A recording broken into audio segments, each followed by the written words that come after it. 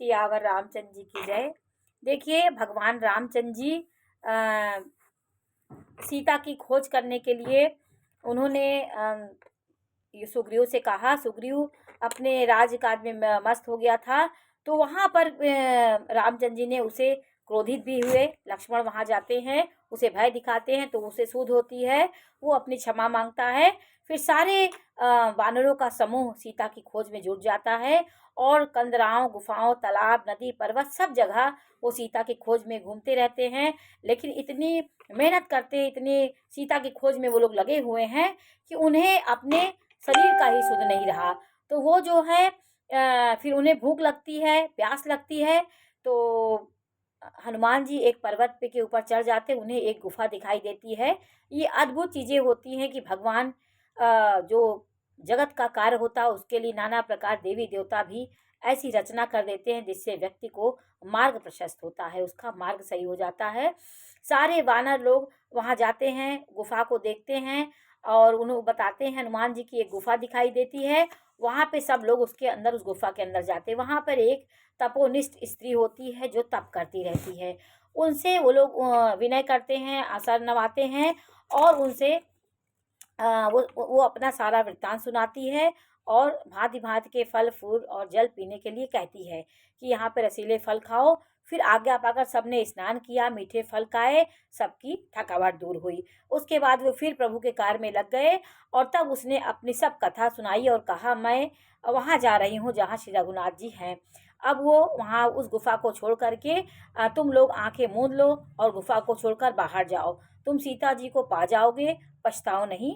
वो देती है, कहती है कि तुम लोग सीता जी को पा जाओगे आंखें मूंद कर। फिर जब आंखें खोलो तब वीर क्या दिखेंगे, मतलब उन्होंने कहा फिर समुद्र के तीर पर तुम खड़े रहोगे।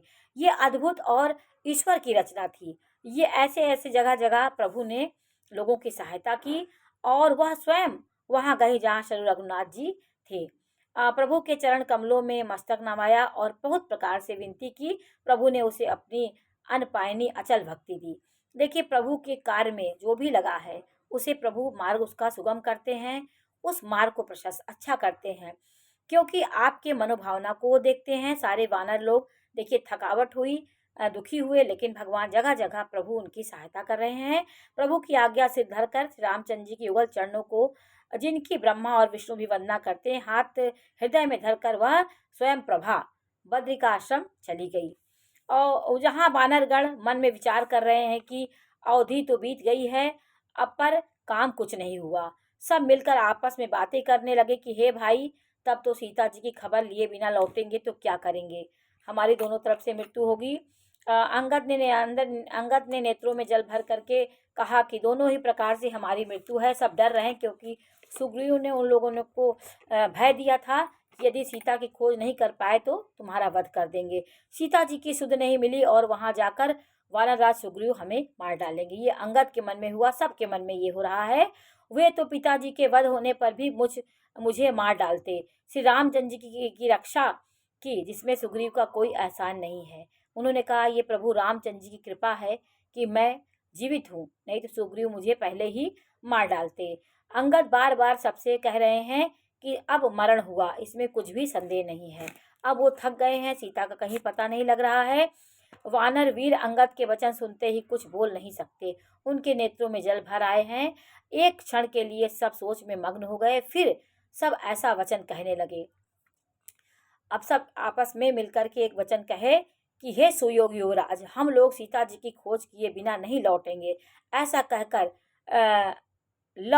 लवण सागर के तट पर जाकर सब वानर कुश बिछाकर बैठ गए। लवण सागर खारा खारा समुद्र था, जहाँ नमक का पूरा समुद्र था, वहां जाके बैठ गए। जामवान ने अंगद का दुख देखकर विशेष उपदेश की कथाएं कही और बोले, हे तात, श्री रामचंद्र जी को मनुष्य न मानो, उन्हें निर्गुण ब्रह्म अजय और अजन्मा समझो। सबको, जामो सबसे वृद्ध थे, सबसे ज्ञानी थे, वो सबको समझा रहे हैं। हम सब सेवक अत्यंत बड़भागी हैं जो निरंतर सगुण ब्रह्म रामचंद्र जी में प्रीति रखते हैं। हम लोग बड़भागी हैं, हम उनके कार्य में निरंतर लगे रहें। तो निज इच्छा प्रभु अवतरी, सुर मही गो द्विज लागी, और सगुन उपासक संगतः रहि मोक्ष सब त्यागी। 26 दोहे में है कि देवता, पृथ्वी, गौ और ब्राह्मणों के लिए प्रभु ने मनुष्य रूप धारण किया। अपनी इच्छा से उन्होंने शरीर धारण किए हैं, किसी कर्म बंधन से नहीं अवतार लेते हैं। वहाँ सगुणोपासक भक्तगण सालोक, सामीप, सारूप, सृष्टि और सायुज इस प्रकार के मोक्षों को त्याग कर उनकी सेवा में लग जाते हैं। 4 प्रकार की मुक्तियाँ होती हैं। ये बता रहे हैं कि भक्तगण किस प्रकार की भक्ति से प्रभु को प्राप्त करते हैं। भक्तगण सालोक, सामीप, सारूप्य, सृष्टि और आयुज, इसके अलग अलग व्याख्या है। अलग अलग प्रकार की भक्ति किस प्रकार मोक्षों को त्याग कर उनकी सेवा में लगी, इन सब को त्याग करके मोक्ष सेवा में लगी। इस प्रकार जामवान बहुत प्रकार से कथाएं कह रहे हैं। उनकी बातें पर्वत की कंदराओं में संपाति ने सुन ली। संपाति जटायु का जो भाई था, उसने कंदराओं में बैठ के सुना और बाहर निकलकर उसने बहुत से वानर देखे।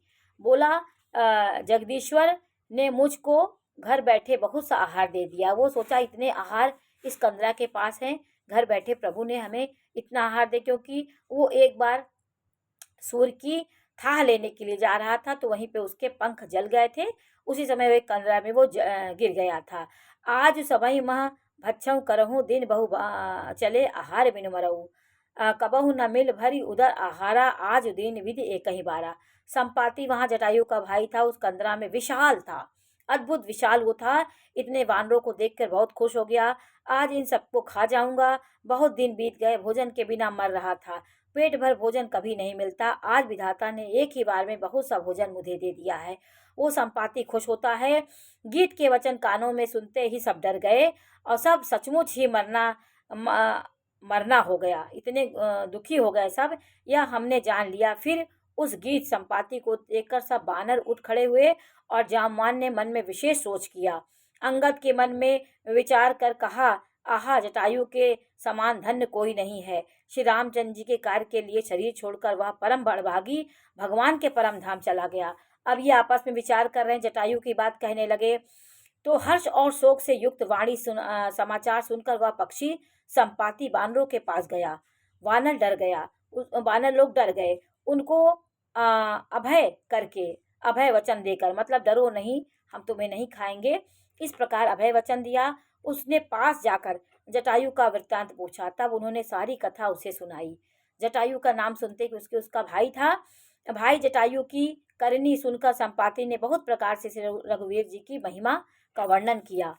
देखिए, पशु पक्षी भी प्रभु की महिमा का वर्णन कर रहे हैं। उसने कहा कि मुझे समुद्र के किनारे ले चलो, मैं जटायु को तिलांजलि दे दूं। इस सेवा के बदले मैं तुम्हारी वचन से सहायता करूंगा, अर्थात सीता जी कहाँ हैं सो बतला दूं, जिसे तुम खोज रहे हो उसे पा जाओगे। उसने कहा, मुझे वहां ले जाओ जहाँ पे जटायु की अंत्येष्टि हुई है। समुद्र के तीर पर छोटे भाई जटायु की क्रिया श्राद्ध किया और करके संपाति अपनी कथा कहने लगा कि हे वीर वानरों सुनो। अब संपाति अपनी कथा कह रहा है। हम दोनों भाई उतनी जवानी में एक बार आकाश में उड़कर सूर्य के निकट चले। वो कह रहे, हम सूर्य के निकट जाना चाहते थे और तेज न सही सक सो फिरी आवा, मैं अभिमानी रवि नियर रावा। उसने कहा कि वह जटायु तेज नहीं सह सका, उसने लौट आया, वो आधी रास्ते से लौट आया, किंतु मैं अभिमानी था इसलिए सूर्य के पास चला गया। अत्यंत अपार तेज से मेरे पंख जल गए, मैं बड़े जोर से चीख मारकर जमीन पर गिर पड़ा। वो कहा, मैं अभिमानी था, मैं उनकी था लेना चाहता था, मैं गिर गया। वहाँ चंद्रमा नाम के एक मुनि थे। मुझे देखकर उन्हें बड़ी दया लगी। उन्होंने बहुत प्रकार से मुझे ज्ञान सुनाया और मेरे देह जनित, देह संबंधी अभिमान को छुड़ा दिया। और उन्होंने कहा कि त्रेता युग में साक्षात परब्रह्म मनुष्य शरीर धारण करके करेंगे। उनकी स्त्री को राक्षसों का राजा हर ले जाएगा। उनकी खोज में प्रभु दूत भेजेंगे, उनसे मिलने पर तू पवित्र हो जाएगा। ये मुनि ने उससे कहा था, और तेरे पंख उग जाएंगे, चिंता ना कर। उन्हें तो सीता जी को दिखा देना। मुनि को यह वाणी अत्यंत सत्य हुई। आज मेरे वचन सुनकर तुम प्रभु का कार्य करो। और त्रिकूट पर्वत पर लंका बसी हुई है, वहाँ स्वभाव से ही निडर रावण रहता है। वहाँ अशोक नाम का उपवन बगीचा है, वहाँ सीता जी रहती हैं। उस समय भी ये सोच में मग्न बैठी हैं। गीध की दृष्टि बहुत दूर दृष्टि होती, बहुत दूर तक वो देख लेता है। उसने लंका के इधर समुद्र तट पे उसने त्रिकूट पर्वत देखा, जहाँ पे उसने सारी लीला वहाँ का अपनी दृष्टि से देख करके वानरों को बता रहा है। मैं देखऊँ तुम नाही, गीधई दृष्टि अपार, बूढ़ भयऊ नता करते हूँ कछुक सहाय तुम्हार।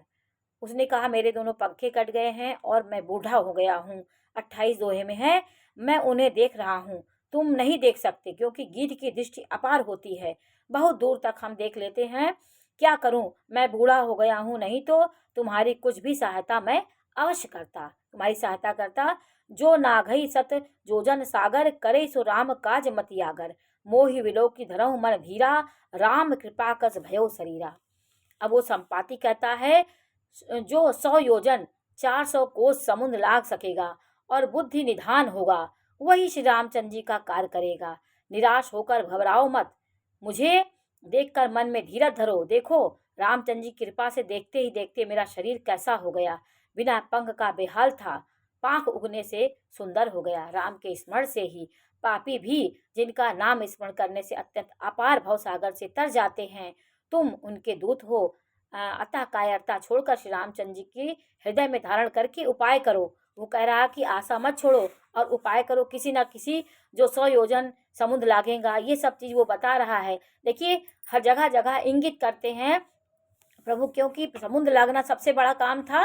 तो अब देखिए अस कही गरुण गीध जब गयऊ, तिनके मन अति विस्मय भयऊ, निज निज बल सब काहू, भाषा पार जाई कर संशय रखा। अब वो इंगित कर दिया था उसने। काकभूषण जी कहते हे गरुण, इस प्रकार कहकर वह गीध चला गया। तब वानरों ने मन में अत्यंत विस्मय हुआ, वह किसी से अपना अपना बल कहा, पर समुद्र के पार जाने में सभी ने संदेह प्रकट किया। अब देखिए सब अपने अपने बल को जानते थे, लेकिन समुद्र पार करना किसी के बल की बात नहीं थी। सब बहुत बलवान थे, लेकिन समुद्र कोई नहीं पार कर सकता। तो ऋक्षराज जामुन कहने लगे, मैं अब बूढ़ा हो गया हूँ, शरीर में पहले जैसा बल नहीं है। अब खर के शत्रु श्री राम वामन बने थे, तब मैं जवान था और मुझे बड़ा बल था। उस समय मुझे बहुत बल था जब वामन अवतार भगवान लिए थे सतयुग में। अब मैं क्या करूं, मैं तो बूढ़ा हो गया हूं, क्योंकि बुद्धि दे सकते हैं, कुछ कर नहीं सकते हैं। तो वो कह रहे हैं कि बलि के बांधते समय प्रभु इतने बड़े कि वह शरीर का वर्णन नहीं हो सकता है। बलि बांधत, बलि को उन्होंने 3 पग भूमि मांगी थी। तो वो कह रहे हैं सुग्रीव जामवंत कि बलि के बांधते समय प्रभु इतने बड़े हुए कि वर्णन नहीं किया जा सकता। मैंने भी 2 घड़ी में दौड़कर उस शरीर को 7 प्रदक्षिणा कर ली। उन्होंने कहा मैं इतना बलवान था, उस विशाल शरीर को मैंने प्रदक्षिणा कर दी, चारों तरफ मैंने घूम लिया। अंगद ने कहा मैं पार तो चला जाऊंगा, पर लौटते समय के लिए हृदय में कुछ संदेह नहीं है। जामवान ने कहा तुम सब प्रकार से योग्य हो, परंतु तुम सबके नेता हो, तुम्हें कैसे भेजा जाए। अंगद कहे जाओ मैं पारा, जिये संशय कछ फिरती पारा। जामवंत कहा तुम सब लायक, पठइये कि मैं सब ही कर नायक। मतलब तुम सबके नायक हो, तुम्हें कैसे भेज दिया जाए। कहा ही रीच पति सुन हनुमाना, का चुप साधि रहो बलवाना। पवन तनय बल पवन समाना, बुद्धि विवेक विज्ञान निधाना। ऋक्षराज जामवंत ने हनुमान जी से कहा हे हनुमान, हे बलवान, सुनो सुनो सुनो, तुमने अब क्या चुप साध रखी है, इतने बलवान तुम चुप साधे हो। क्योंकि हनुमान जी को भी श्राप मिला था, वो अपने बल को भूल जाएंगी, ये श्राप ऋषियों ने उन्हें दिया था। तुम पवन के पुत्र हो और बल में पवन के समान हो, तुम बुद्धि विवेक और विज्ञान की खान हो। कवन सो काज कठिन जग माही, जो नहीं होत तात तुम पाही। राम काज लगी तब अवतारा, सुनहि भयउ पर्वताकारा। अब हनुमान जी ने जगत में कौन सा ऐसा कार्य है जो तुम नहीं कर सकते, और श्री रामचंद्र जी के कार्य के लिए तो तुम्हारा अवतार हुआ है। यह सुनते ही हनुमान जी पर्वत के आकार के समान विशाल हो गए। उनके अंदर उत्साह बढ़ गया, क्योंकि वो स्मरण हो जाता है अपने अपने जो कार्य करने के लिए आप धरती पे आए हैं। कुछ ऐसे पल होते हैं कि हमें उन जिम्मेदारियों को मुझे याद आ जाता, जब पर्वताकार हो गए, विशाल हो गए। कनक वरन तन तेज विराजा, मनहु अपर गिरिन कर राजा। सिंहनाद करि बारहि बारा, लीलहि लांघऊ जल निधि खारा। उनका सोने का सा रंग शरीर का तेज शोभित हो रहा था, मानो दूसरा पर्वतों का राजा सुमेर हो। हनुमान जी ने बार बार सिंहनाद करके कहा कि मैं इस खारे समुद्र को खेल में ही लांघ जाऊंगा। अब उनके अंदर स्मरण हो गया, वो अपने बल को समझ गए। सहित सहाय रावण ही मारी, आनव यहाँ त्रिकुट उपारी। जामवंत मैं पूछूं तो ही उचित सिखावन दीजो मोही। और सहायकों सहित रावण को मारकर त्रिकूट पर्वत को उखाड़ कर यहाँ लाऊंगा। मैं जामवान, मैं तुमसे पूछता हूँ, तुम मुझे उचित सीख दो कि मुझे क्या करना चाहिए। अब वो अपने बल को याद कर रहे हैं, उनके बलवान हो गए। तब जामवंत ने कहा, हे तात, तुम जाकर इतना ही करो कि सीता जी को देख कर लौट आओ और उनकी खबर कह दो। फिर कमल नयन रामचंद्र जी अपने बाहुबल से ही राक्षसों का संहार कर सीता जी को ले आएंगे। केवल खेल के लिए ही वानरों की सेना साथ करो। उन्होंने यही कहा। जामवंत उन्हें सीख दे रहे हैं, तुम्हें क्या करना है। अब देखिए छंद है, कपिसेन संग संहारी निश्चर राम सीतहि आनी है। त्रैलोक पावन सुजस मुनि नारदादि बखानी है। जो सगुन गावत कहत समुजद परम पद नर पावई। रघुवीर पथ पाथोज मधुकर दास तुलसी गावहीं। देखिए वानरों की सेना साथ लेकर राक्षसों का संहार करके श्री रामचंद्र जी सीता जी को ले जाएंगे। तब देवता और नारद आदि मुनि भगवान के तीनों लोकों को पवित्र करने वाले सुंदर यश का बखान करेंगे, जिसे सुनकर गाने, कहने और समझने से मनुष्य परम पद को पा जाएगा, जिसे रघुवीर जी के चरण कमलों का मधुकर भ्रमर तुलसीदास जी गाता है। और कह रहे हैं कि भव भेषज रघुनाथ जसु सुनहि जिस नर अरु नारी, तिन कर सकल मनोरथ सिद्ध करहि त्रिशिराजी। दोहा नंबर 30 में है। देखिए किष्किंधा कांड में सिर्फ 30 दोहे हैं। 30 दोहे में ये 30वां दोहा है, ये आखिरी दोहा है। श्री रघुवीर भव भेषज रघुनाथ जसु सुनहि जिनर अरु नारी, तिन कर सकल मनोरथ सिद्ध करहि त्रिशिरारी। श्री रघुवीर जी का यश जन्म मरण रूपी रोगों का अचूक दवा है, और पुरुष और स्त्री इसे सुनेंगे। तीसरा के शत्रु श्री रामचंद्र जी की उनके ऊपर मनोरथों के सिद्ध करने वाले भगवान राम हैं। अब देखिए, नीलोत्पल धन श्याम काम कोटि शोभा अधिक, सुनियता सुगुण ग्राम जा सुनाम अग खग बधिक। देखिए दोहा आता है, फिर सोठा है। ये सोठा भी नंबर 30 है। इनका नीले कमल के समान श्याम शरीर है, उनकी शोभा करोड़ों कामदेवों में भी अधिक है, और जिनका नाम पाप रूपी पक्षियों को मारने के लिए बधिक व्याधि के समान है। उन श्री रघुनाथ जी के गुणों के समूह की अवश्य सुनना चाहिए। और देखिए इस तरह किष्किंधा कांड का आज समापन हो गया है। और कल मैं आपको अब सुंदर कांड के प्रसंग बताऊंगी, कैसे हनुमान जी लंका जाते हैं, कैसे समुद्र पार करते हैं, कैसे क्या होता है। ये सुंदर कांड में पूरा वर्णन मिलता है, जब समुद्र लागने से लेकर के रामचंद्र जी का मुंदरी देना, सीता को मुंदरी देना, चूड़ामणि लाना और लंकनी का वध, सब ये सुंदर कांड में है। मैं अब सुंदर कांड के प्रसंगों को आपको सुनाऊंगी। बोलो सियावर रामचंद्र जी की जय, पवन सुत हनुमान की जय।